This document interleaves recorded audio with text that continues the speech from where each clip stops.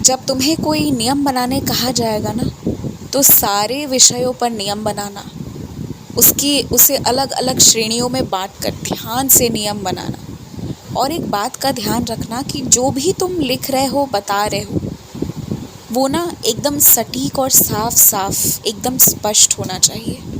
ऐसा नहीं होना चाहिए कि उसमें ना कुछ बातें नहीं बताई गई हों, या कुछ बातें ऐसी हैं जो सभी को सोचने पर मजबूर कर दे कि सही क्या है या सही तरीका क्या है।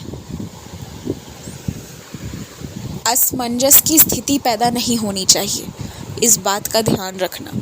अगर तुम्हारे मेहनत करने के बाद भी सब असमंजस की स्थिति में है, तो फिर ये समझना कि तुम्हारा मेहनत बर्बाद हुआ। तो मेहनत को बर्बाद नहीं होने देना है, स्पष्ट स्पष्ट लिखना है, इसका विशेष ध्यान देना। और मैं तुम्हें बधाई इस बात की देना चाहता हूँ कि तुमने बहुत अच्छी तैयारी करी, तुमने अपने तरफ से सब कुछ बहुत अच्छा किया और सब कुछ बहुत अच्छा हुआ। मेरा बहुत सारा आशीर्वाद है और मेरा साथ तो था ही, तो सब कुछ अच्छा वैसे भी होना था। लेकिन तुमने अपने तरफ से जो अपने अंदर बसे साई पर विश्वास करके जोर डाला और जो चीज़ें करी, और उसका जो परिणाम हुआ वो बहुत सुखद है और मुझे उससे बहुत खुशी मिली है। तुम कभी भी ना दो तरफे व्यक्ति नहीं थे, जो सामने कुछ और पीछे कुछ हो। इस बार परिस्थिति में आकर विवश होकर और मोह माया में फंसकर तुम वैसे ही व्यक्ति बन गए कि आगे कुछ और पीछे कुछ। ये ठीक नहीं है, इसे सुधार लो। क्योंकि अगर तुम ऐसा एक के साथ करोगे ना, तो ऐसा फिर सबके साथ करने लगोगे। जो गंदी आदत है ना, वो बहुत जल्दी आकर लिपट जाती है तन से, और वो छुड़ाए नहीं छूटती है।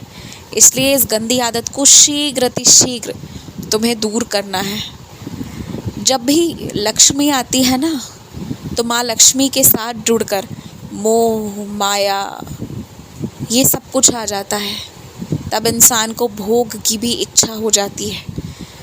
तो ऐसी स्थिति में ना, जब भी माँ लक्ष्मी का आवाहन करते हो, तो नारायण के संग करो और ये विनती करो कि वो तुम्हारा मार्गदर्शन करे। तुम अपने जीवन के लक्ष्य से कभी भटको ना, तुम्हारे चरित्र पर कभी भी कोई दाग ना उठे, ऐसा कोई काम तुमसे ना हो जाए कि पूरे जीवन पछतावा के सिवा कुछ और ना बचे। ये विनती साथ में करते हुए माता का आवाहन करो। बाकी उन्हें दिल से पुकारोगे तो वो इतना देंगी जितना तुम्हारी कल्पना से परे है, जितनी कि तुम्हें ज़रूरत नहीं, उससे कहीं ज़्यादा।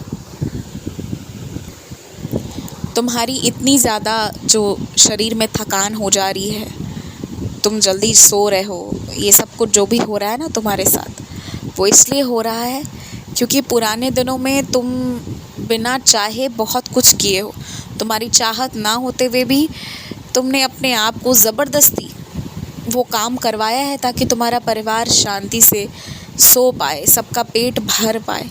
इसलिए अब वो सारे पुराने थकान निकल रहे हैं। मुझे पता है, बहुत दुख झेला है, बहुत कष्ट झेला है तुमने। अब तुम्हें आराम मिलेगा, सब अच्छा होगा। और जो गलत कर रहा है ना, उसको करने दो, तुम रोकने मत जाओ। जो बोल रहा है उसे बोलने दो, तुम उसे रोकने मत जाओ। तुम सिर्फ अपना काम करो और अपने काम पर ध्यान दो। तुम अगर सिर्फ एकदम अपने आप पर ध्यान देना शुरू करोगे ना, तो जो भी कर रहा है, जो भी बोल रहा है, उसका असर तुम्हारे जीवन में बेअसर हो जाएगा। कभी खाली मत बैठो, कुछ ना कुछ काम करते रहो या कुछ ना कुछ पढ़ते रहो। कुछ ना कुछ होते रहना चाहिए। अगर तुम खाली बैठ रहे हो तो तुम्हारे दिन की बर्बादी हो रही है। और तुम्हें ना मुझे या किसी को सिद्ध नहीं करना है, तुम्हें कोई सिद्धि प्राप्त नहीं करना है। इसलिए तुम बहुत मंत्र जपो या ना जपो, इससे कोई फ़र्क नहीं पड़ता। तुम्हें घंटों बैठकर पूजा करने की कोई ज़रूरत नहीं है। पर जो चीज़ की ज़रूरत है वो ये है ना कि कर्म करो, और वही कर्म पूजा है। अफ़सोस इस बात का है कि अधिकांश भक्त मेरे ये सोचते हैं कि ये कर्म और ये पूजा अलग अलग चीज़ें हैं। ये बहुत बड़ी गलतफ़हमी है। सबसे बड़ी पूजा कर्म है।